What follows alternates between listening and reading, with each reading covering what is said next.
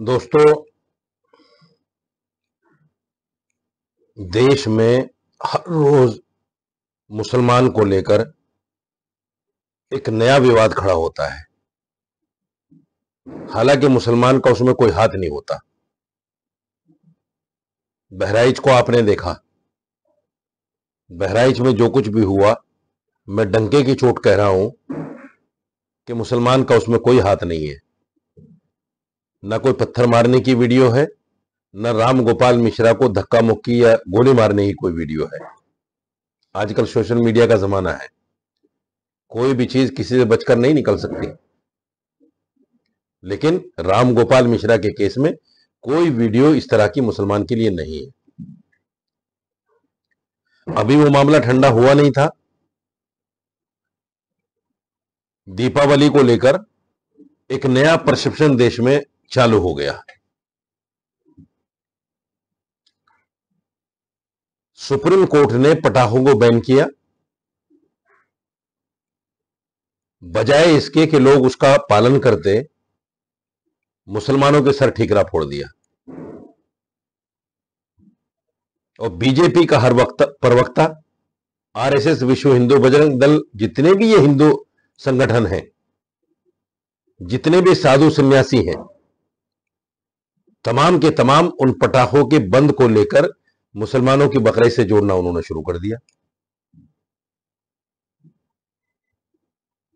कि साहब, अगर पटाखों से प्रदूषण होता है तो बीफ से भी प्रदूषण होता है। बकरीद में बकरे क्यों काटे जाते हैं?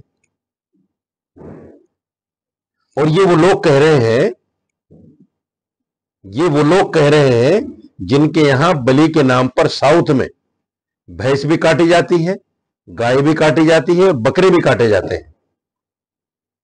और न सिर्फ काटे जाते, बल्कि जिंदा बकरों की मुंह से खाल खींची जाती है बलि के नाम पर।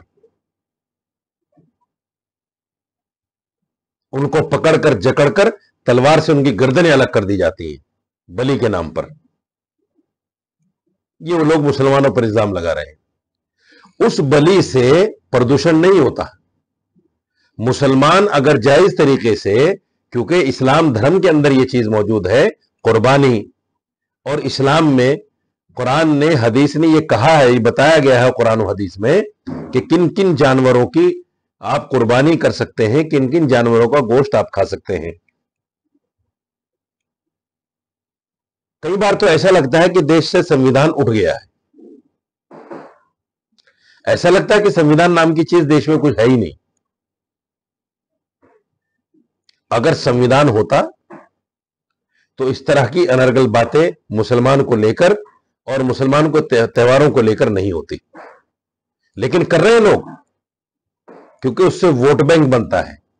हिंदू मुसलमान में नफरत फैलाकर राजनीति करने वाले ये लोग ना अपने पद की गरिमा समझते हैं, ना संविधान को मानते हैं, ना कोर्ट को मानते हैं। मैं हवाई बातें नहीं कर रहा हूं। कल मेरे साथ बीजेपी के एक प्रवक्ता एक चैनल पर थे।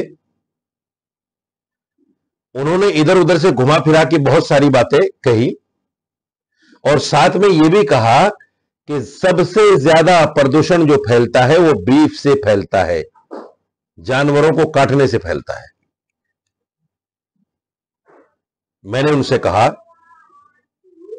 कि मेरे भाई, अगर जानवरों के काटने से, बीफ के काटने से, गोश्त बनाने से, गोश्त काटने से प्रदूषण फैलता है, तो ये जितनी बीफ कंपनियां हैं जो सरकार एक्सपोर्ट कर रही है, और जिन कंपनियों को हिंदू ब्राह्मण चला रहे हैं, उनको बंद करवा दीजिए। बकरीद तो साल में एक बार आती है। जितने हिंदू ब्राह्मण चला रहे हैं, अल कबीर है, अल अरबिया है, अल फौजान है, ये जितने भी मुसलमान नामों से हिंदू ब्राह्मण कंपनियां चला रहे हैं, इनको बंद करवा दीजिए। कोई जवाब नहीं था। कैसी बातें करते मैं आपको बताना चाहता हूं। उसी डिबेट में, उसी प्रोग्राम में यह कहा गया समाजवादी को लेकर कि साहब, समाजवादी तो वो है जिसने राम भक्तों पर गोलियां चलाई। इन बातों से फायदा होता है, हिंदू जागता है, हिंदू इनकी बातों को सुनता है। मैंने कहा, अरे मेरे भाई, सुप्रीम कोर्ट ने यह कहा है बाबरी मस्जिद का फैसला देते हुए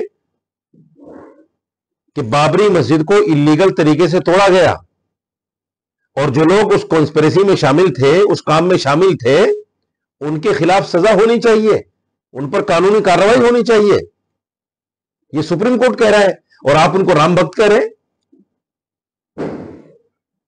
तो कभी कभी ऐसा लगता है कि देश में संविधान नाम की कोई चीज नहीं है, देश में कानून नाम की कोई चीज नहीं है।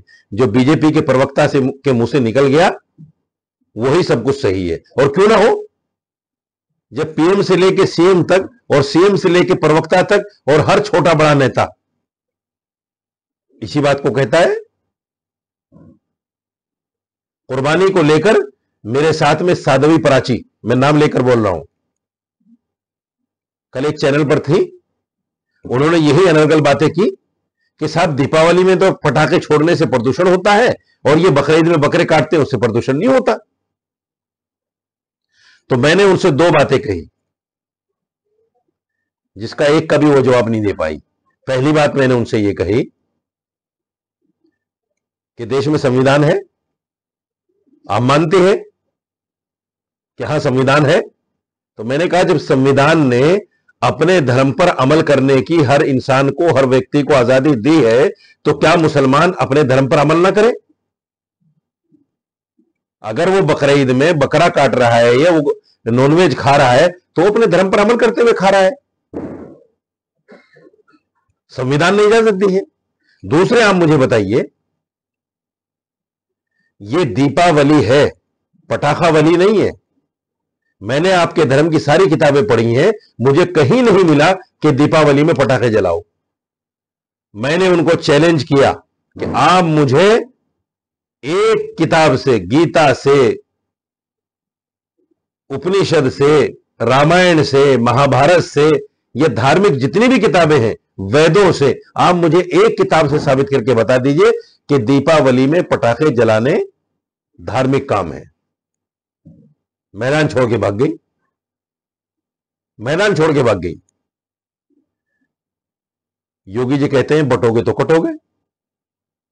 क्या संवैधानिक पद पर बैठा हुआ आदमी इस तरह की अनर्गल बातें कर सकता है? क्या संवैधानिक पद पर बैठा हुआ आदमी सरकारी पैसे को दीपावली के नाम पे 5 करोड़ रुपया, 5 करोड़ तो बहुत कम बता रहा हूं मैं, उससे भी कहीं ज्यादा, हर साल दीपावली उत्सव जो मनाया जाता है अयोध्या के अंदर,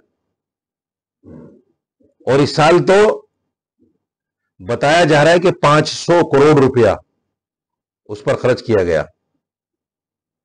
लोगों के पास रोजगार नहीं है, लोगों के पास नौकरियां नहीं है, महंगाई आसमान को छू रही है, सारी कंपनियां निजी हाथों में चली गई, लेकिन ये धर्म के नाम पर लोगों का टैक्स का पैसा उड़ाएंगे। संविधान है ही नहीं, ये देश संविधान से कहां चल रहा है? ये तो ऐसे लोगों के हाथों में देश है कि वो अपनी मर्जी चला रहे हैं, संविधान को मानते ही नहीं। अगर संविधान को मानते तो बुलडोजर नहीं चलता मुसलमानों के मकानों पे, इन्होंने चलाया। और सुप्रीम कोर्ट की पाबंदी के बाद भी, बहराइच के दंगों के बाद, जबकि मुसलमानों को उसमें कोई हाथ नहीं, सैकड़ों मुसलमानों को पकड़ लिया गया और फिर उनके घरों पर नोटिस भेज दिए गए बुलडोजर चलाने के लिए। ये मानते हैं संविधान को? न कोर्ट को मानते न संविधान को। इसलिए मुझे कभी कभी बड़ा अफसोस होता है कि ये देश ऐसे लोगों के हाथों में चला गया। अगर इनके हाथों से ये देश वापस नहीं लिया गया तो ये देश फिर बंटवारे की राह पर चला जाएगा, फिर देश के टुकड़े हो जाएंगे। ये नफरती लोग देश में नफरत की आग भड़काकर इतना नफरत पैदा कर देंगे लोगों के दिलों में कि हिंदू मुसलमान आपस में तलवारें लेकर कट कट के मर जाएंगे। यह देश का बंटवारा हो जाएगा। इसलिए दोस्तों, होश की आंखें खोलो। ऐसे लोग जिनको आपके रोजगार से कोई लेना देना नहीं, आपकी नौकरियों से कोई लेना देना नहीं, इन्होंने कहा था 2 करोड़ नौकरियां हर साल देंगे, नहीं दी। इन्होंने कहा था काला धन वापस लाएंगे, नहीं लाए। बुलेट ट्रेन चलाने की बात कही थी, नहीं चलाई। क्या किया इन्होंने फिर? हिंदू मुसलमान हिंदू मुसलमान, 11 साल से यही तो कर रहे हैं। इसलिए समझो, देश को समझो, देश की बातों को समझो। आंख बंद करके किसी के पीछे चलना यह भी जहालत है। समझो, देश को अच्छे हाथों में दो, इन गलत लोगों के हाथों से देश को निकालो। फिर मिलेंगे किसी एक अच्छे टॉपिक के साथ में, तब तक के लिए दीजिए इजाजत। और मेरा चैनल मौलाना साजिद रशीदी, इसको देखिए, लाइक कीजिए, सब्सक्राइब कीजिए और बेल आइकन दबाना मत भूलिए। जितना आप लोग इसको ज्यादा से ज्यादा शेयर करेंगे, जितना से ज्यादा सब्सक्राइब करेंगे, अच्छी बातें आप तक पहुंचेंगी। इसको दूसरों तक भी पहुंचाओ। बहुत बहुत शुक्रिया।